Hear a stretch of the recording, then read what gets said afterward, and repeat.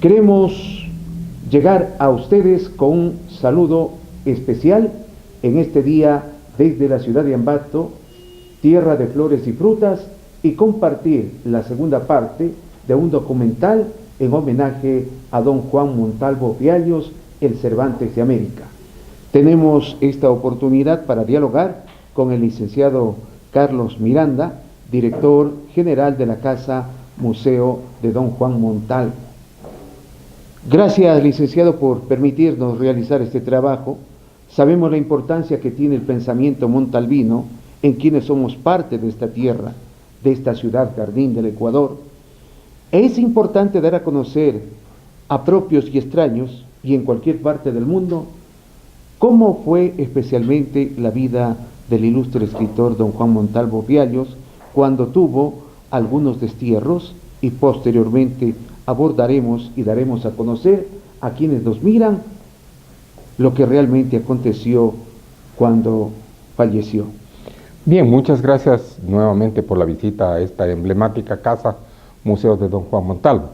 Con relación a la pregunta que formula, debo manifestarle a usted que Montalvo se convirtió en el ente crítico en la especie de conciencia que tuvo el presidente García Moreno, y poco después de haber iniciado la publicación del Cosmopolita, se declaró una abierta oposición de don Juan al exigente mandatario. Eso indudablemente los distanció, y fue así que en 1869, Montalvo, que había casado 4 años antes, en 1865, tuvo que salir al destierro y dirigirse a Ipiales. Como usted conoce perfectamente, es la ciudad más septentrional de la República de Colombia y que lindera naturalmente con Tulcán. Entonces Montalvo permaneció hospedado en la casa de su amigo, el doctor Rosero, durante mucho tiempo.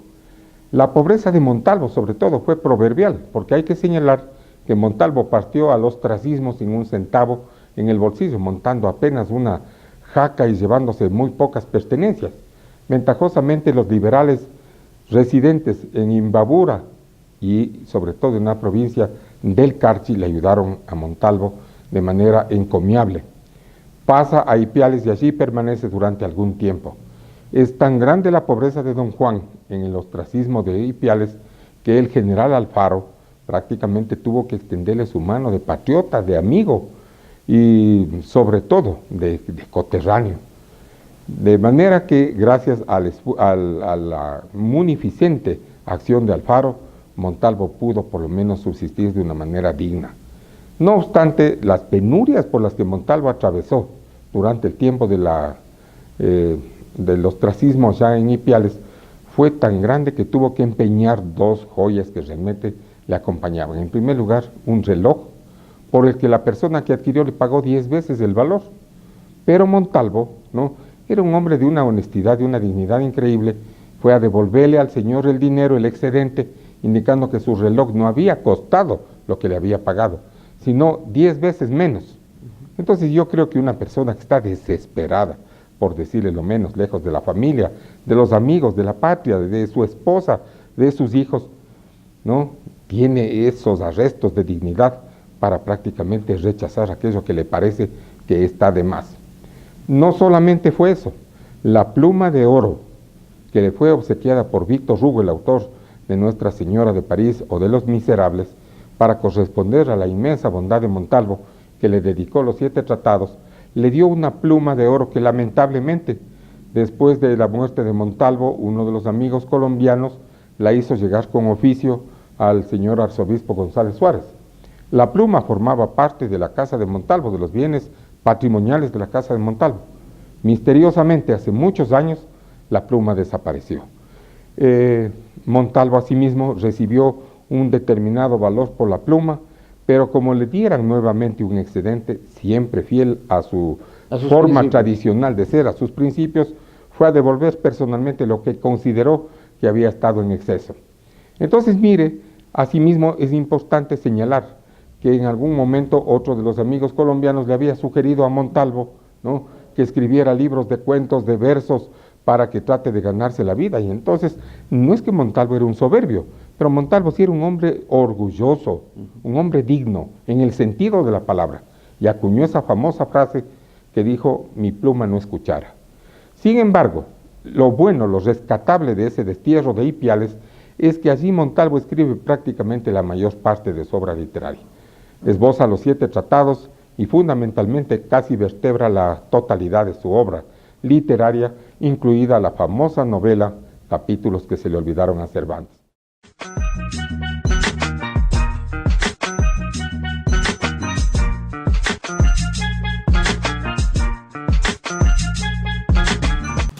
Si usted tiene un sueño, un proyecto, un emprendimiento o una necesidad, se los cumplimos. Solicite su microcrédito en la Cooperativa de Ahorro y Crédito Cámara de Comercio de Ambato Limitada. Por cada $1,000 a 36 meses, pague solamente 37.57 centavos y obtenga financiamiento para capital de trabajo. Comprando activos fijos, le apoyamos en sus microproyectos y contribuimos en el desarrollo económico, creando fuentes de trabajo. Somos la Cooperativa de Ahorro y Crédito Cámara de Comercio de Ambato Limitada, con responsabilidad social.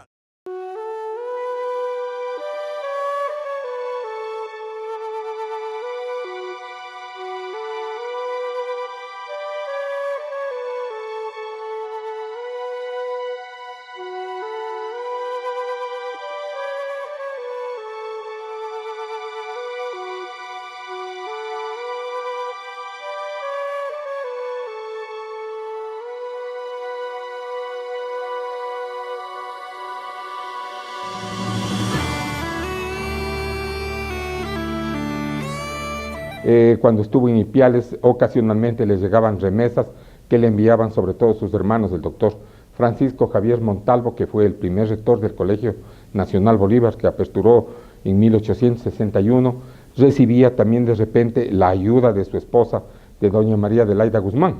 Pero sin embargo, los sacerdotes de aquella época influyeron en el ánimo de la esposa de Montalvo y le dijeron que no era posible que ayude a su esposo.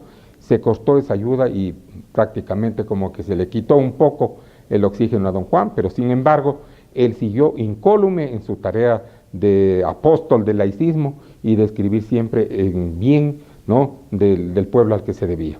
Ahora, Montalvo, en su lecho de muerte vestido de negro y frac, con señales de temple y serenidad, dijo: el paso a la eternidad es el acto más serio del hombre y con el cual el vestido debe guardar relación. Bueno, el doctor Agustín Leonidas Yerovi, que fue uno de los grandes amigos de Montalvo, un distinguido médico quiteño que residía en París, iba a visitarle todos los días a raíz de la enfermedad que prácticamente le costó la muerte.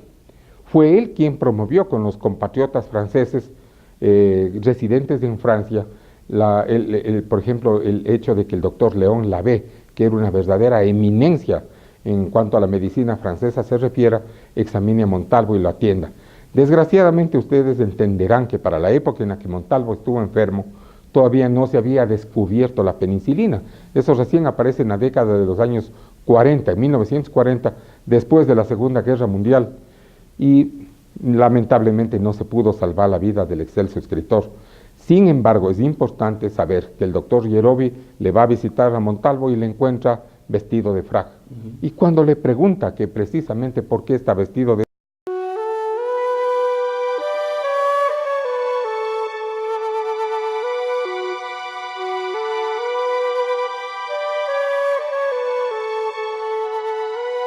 Bueno, se dice que el parte médico determinó que la causa de la muerte de Juan Montalvo fue una aguda pleuresia.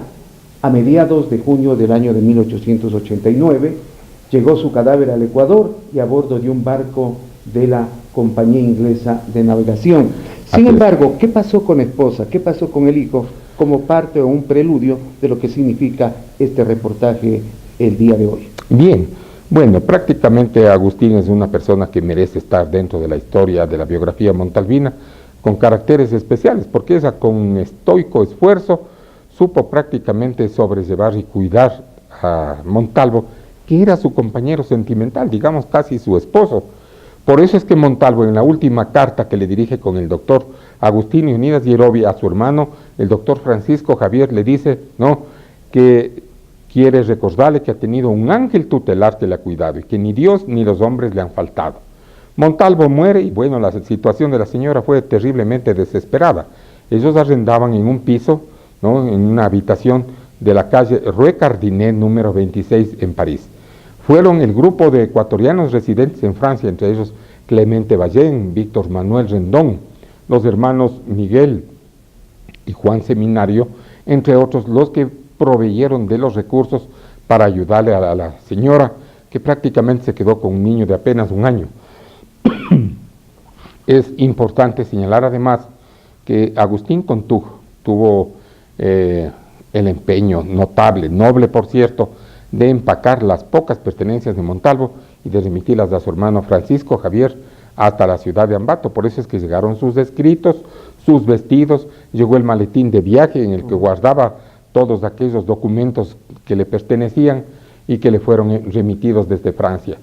Ellos vivieron en Francia, la señora vivió hasta edad muy avanzada, ella murió casi centenaria, y su hijo hizo esfuerzos desesperados por venir al Ecuador a conocer la tumba y la tierra donde había nacido su padre. De allí que es importantísimo leer ese libro escrito por el doctor Darío Lara, que se llama Montalvo en París, y que fue publicado en 1982 en 2 tomos. Mire, había descendencia de Montalvo, lastimosamente su hijo Jean, pese a que estuvo casado en más de una oportunidad, no llegó a tener hijos, y digamos que la descendencia de don Juan en Francia se terminó. Sin embargo, si es que hablamos de la simiente de Montalvo, existen hasta el día de hoy descendientes de Montalvo, ¿no?, en Colombia, en donde él estuvo afincado largos años, y en donde en la ciudad de Ipiales Montalvo tuvo 3 hijos, ¿no? Uno de los descendientes y que todavía vive y viene siempre a los coloquios, y es un hombre encantado de venir a admirar Ambato y de contemplar las excelencias que guarda la casa de su abuelo, de su bisabuelo, es el doctor Juan Corral, que Erazo, que siempre está por aquí. Él actualmente reside en Buesaco, que es una localidad cercana a Pasto, y es el agente principal que nos ha contactado con el señor doctor Pedro Vicente Obando, que es el alcalde de la ciudad de Pasto, para que próximamente estemos aperturando una casa de Montalvo en la ciudad de Pasto. Finalmente, licenciado, ¿cuántos hijos tuvo Juan Montalvo? Y algo más que de pronto quienes nos miran en este documental a lo mejor tienen la inquietud de saber. Definitivamente Juan Montalvo, cuando estuvo en Francia, ¿concluyó alguna obra, algún escrito, algún libro? Naturalmente, en lo que tiene que ver con la primera parte de su pregunta, Montalvo en total tuvo 6 hijos. En la ciudad de Ambato, con su esposa María Adelaida Guzmán, tuvo 2, Carlos Alfonso, que muere en edad temprana, y María del Carmen, que con el correr de los años casaría con José Modesto Chacón, ¿no?, de donde salieron los Chacón Montalvo, cuyos descendientes viven todavía en el Ecuador y algunos de los Estados Unidos. En Ipiales, con Pastora Hernández Zúñiga, tuvo 2 hijos, Adán y Visitación Montalvo. Óscar Efrén Reyes pudo conocerlos en el año de 1943, cuando alistaba la vida de Juan Montalvo, que la publicó y que nos mostró a un Juan Montalvo absolutamente humano, como tiene que ser. Montalvo fue un común mortal como nosotros, dotado de una extraordinaria inteligencia, de un formidable manejo del idioma que le ha equiparado con Cervantes, pero en cuanto a lo demás, Montalvo era un ser de carne y hueso como todos, con virtudes y con defectos naturalmente, porque no se trata de canonizar, de santificar la figura de nadie, pero tampoco de denostarlo. De manera que Montalvo tiene que ser estudiado en el contexto real y humano que le pertenece.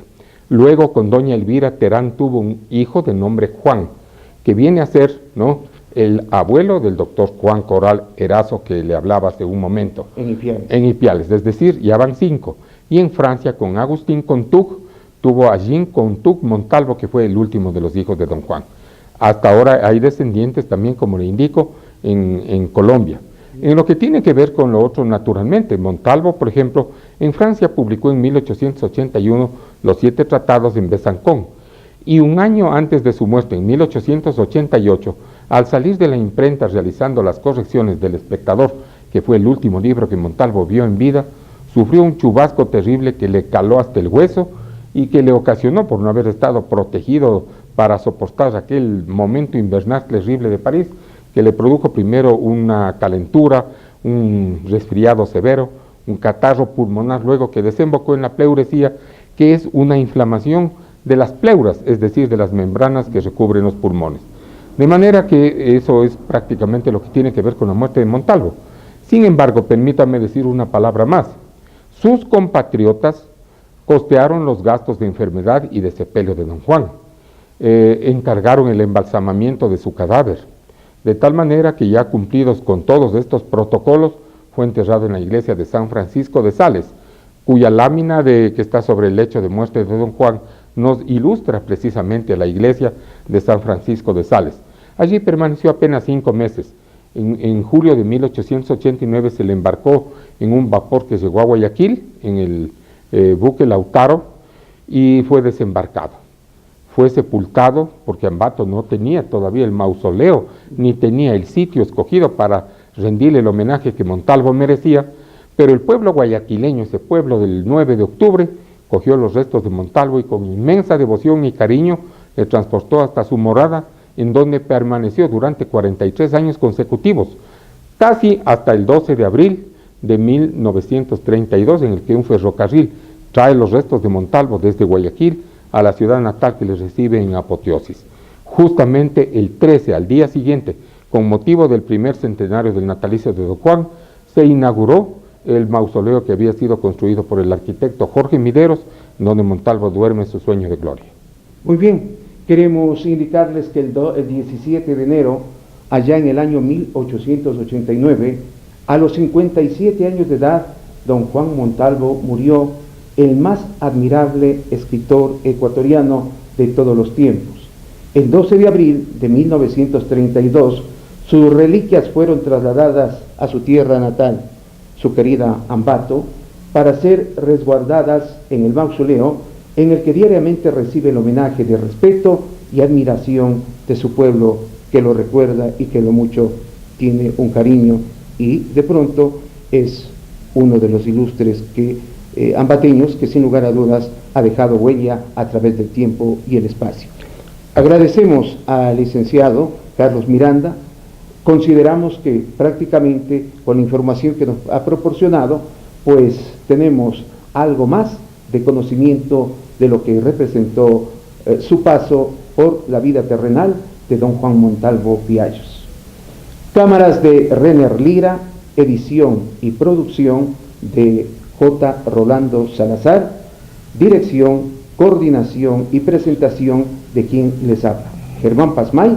Hasta una próxima oportunidad, en donde estaremos nuevamente compartiendo con ustedes documentales que nos permiten dar a conocer lo que es Ambato y por supuesto lo que representa para el mundo. Gracias, licenciado. Siempre a la orden, muchas gracias. Felicidades, que tengan éxitos en sus actividades.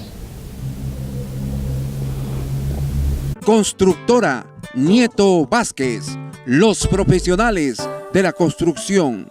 Dirección, calle Urdaneta y pasaje Joachín Vaca. Teléfonos 03-2420-485. Celular 09-99-22-4610. Constructora Nieto Vázquez en Ambato, Ecuador.